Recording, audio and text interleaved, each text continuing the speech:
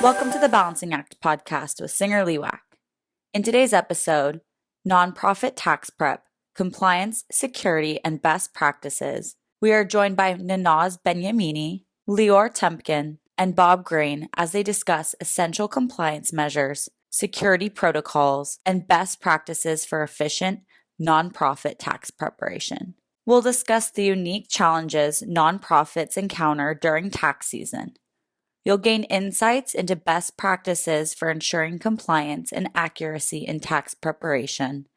We'll also share real-life examples of successful nonprofit tax navigation.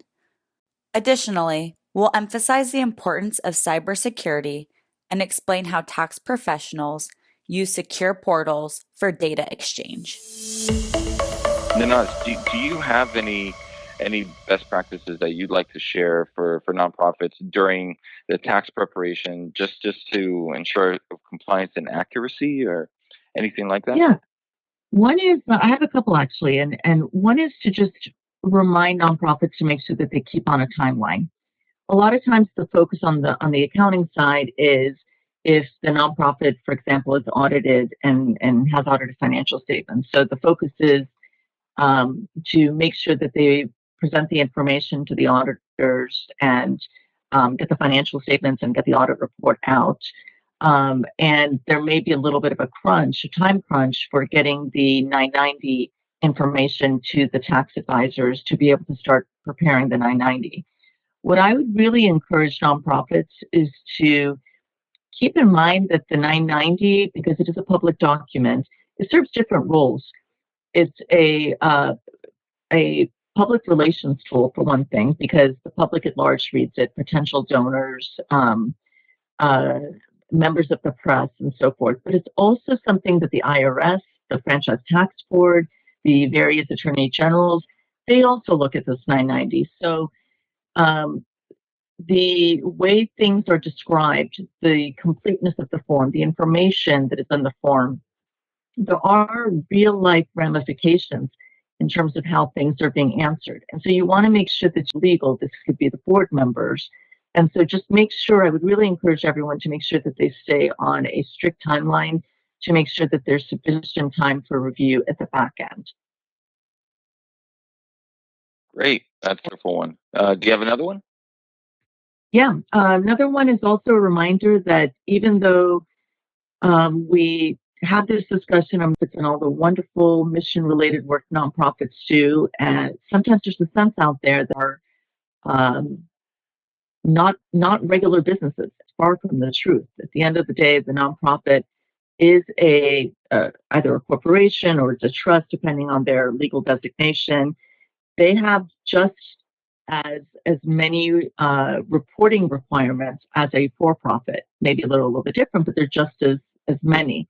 So, for example, there might be 1099 filing requirements. There might be, if they're dealing with international vendors, there may be 1042 filing and withholding requirements. Certainly state registration requirements. And so what I would just encourage the listeners to do, not look at it as we're nonprofits, so we're doing this great thing and that's all we're going to focus on. You really need to make sure that you are also devoting sufficient resources to make sure that you're in compliance, just like a regular for-profit business, because if anything is missed on the backside of it, there could be pretty hefty penalties, even for a nonprofit organization, for example, not issuing 1099s properly or for not issuing 1042s properly and so forth. You know, Nanaz, it's an interesting theme you bring up. Again, our concern we have around the nonprofit space is similar. You're talking about not being in compliance. I think that because of the traditional challenges of funding budgets to stay in compliance on things in our space around cyber or best practices for hygiene, I think that the hard part here is that nonprofits tend to get hit harder than other organizations because of some of these conditions. We've talked about that in some of our webinars, in fact. So to make an assumption, if our listener is typically in the finance function of a nonprofit organization today, I would argue that, don't put yourself in a false sense of security because maybe some money has been spent with IT or or a third party IT provider that you think is taking care of all of your cyber risk and cyber compliance, because it's very likely, unless you're particularly large and have a significant investment in this, that it really hasn't been. So I'd be careful about some of these things of assuming things are okay when in fact they may not be.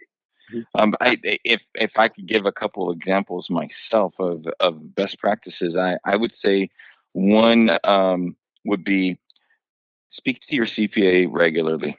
Okay, when new things come about, okay, a new investment that you guys decided to go into, thinking about how certain things are going to be disclosed on the 990. I think it's super important to have that type of relationship with your CPA that you can call them throughout the year, not just when it's time to prepare the return. Call them throughout the year when there's new things that are happening, such as maybe a client decides to use some of their available funds to go into a hedge fund or certain types of alternative type of investments that might create some UBI. There's nothing wrong with UBI. Okay, it's going to be fine. They pay some tax, but there are certain tax, processes that we need to go through and make payments throughout the year. So knowing about these types of activities is really, really good for the CPA to know about throughout the year, not just when they're preparing tax return. The other thing that I would advise people is have the marketing department take a look at the 990 as well. Why the marketing department? Well, the marketing department is the one that usually, sets up your website and spends a lot of time on the narrative portion of your website, or the type of communication that you have with the outside world. Well, why wouldn't we be doing the same thing when we're preparing the 990? That's why I always encourage my clients to have them have the 990 be reviewed also for the narrative portion by the marketing group. You spend a lot of money, a lot of time with that group. Why not have them, take a look at that as well, and just make sure that the messaging is consistent, whether it's on your website, on any brochures, or your 990. Because as a reminder, a 990 is also a marketing tool for Yes. for nonprofits. So yeah, so please, if you guys, it's one of the things that we always encourage our clients to have their marketing group when we see completely conflicting information on the website, we from the 990, we really encourage the client to review the narrative portion and just make sure that we are staying consistent. One of the real life experiences that I've had with clients that I like to share is that the 990s, we have certain deadlines. The major deadlines for calendar year end is going to be May 15th and then November 15th. However, we also have to remember that the board still has to review the return. Okay, and there are other people throughout the management that need to review the return. So what we did with this, pretty sizable nonprofit that we've been helping for the past 15 years now. Their board is comprised of very successful and very it's just individuals that like to get things done on time or way early. So they gave us a pretty tight deadline after the audited financial statements were done. They wanted us to turn around the return within 2 weeks. So what we did was we set up meetings while the audit was going through, before the financials were finalized. We had weekly meetings with them to see where they're at with the information that they need to provide us, and then we provided them different versions of the return for management to review. And when we were on a call actually with the board, the audit committee said to us, you know what, we were really shocked that we got the return 3 days after we finalized the financial statements. We want to thank you, obviously, for doing that, but we were just in shock. We were expecting the return just like, a couple of days before the meeting, but they had a week and a half to review the return and came back with some great questions. But they really appreciated the fact that they had enough time to actually review it. They told us that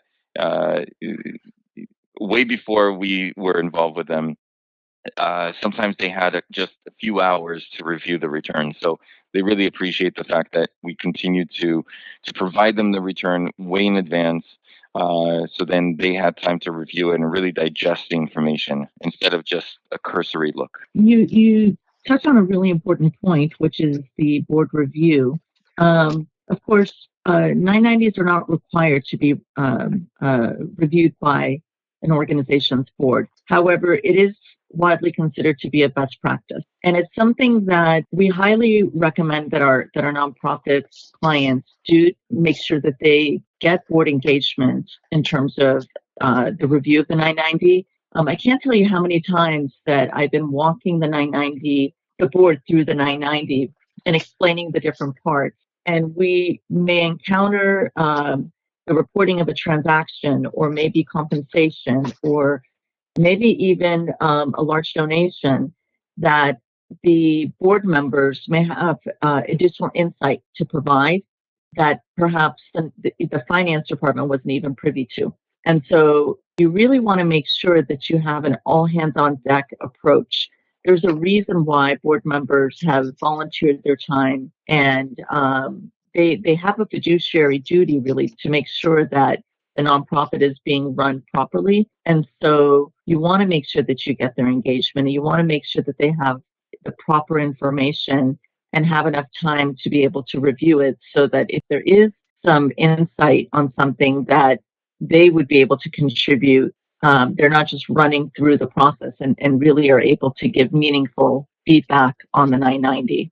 That's great. Bob, anything else that you would like to share with us about cybersecurity? The theme I would say, particularly in the nonprofit space, is, you can't do everything in a cyber defensive posture anyway. No one can, corporate or nonprofit. But in the nonprofit space, it's really important to really assess the risk you have. These are all things that need to be balanced against the realities of what could happen. And so I'd say in this area, if you are in doubt, we're certainly here to help with how we can really put cyber into perspective and not look at it with a big mallet and a big nail being waited to hit into the ground, but to really look and think about how do we tackle this in a prudent way that really hits the risk of the organization. And I think it goes across all disciplines, tax, cyber, and everything else you deal with. No, that sounds great. Well, I would like to thank Nanaz and Bob for your time today, and thank you, the listener, for another great episode of. Thank you for tuning in to the Balancing Act podcast with SingerLewak. We hope you found today's episode on compliance, security, and best practices insightful and helpful. Remember, staying informed and proactive is key to protecting your not-for-profit's sensitive information and ensuring compliance.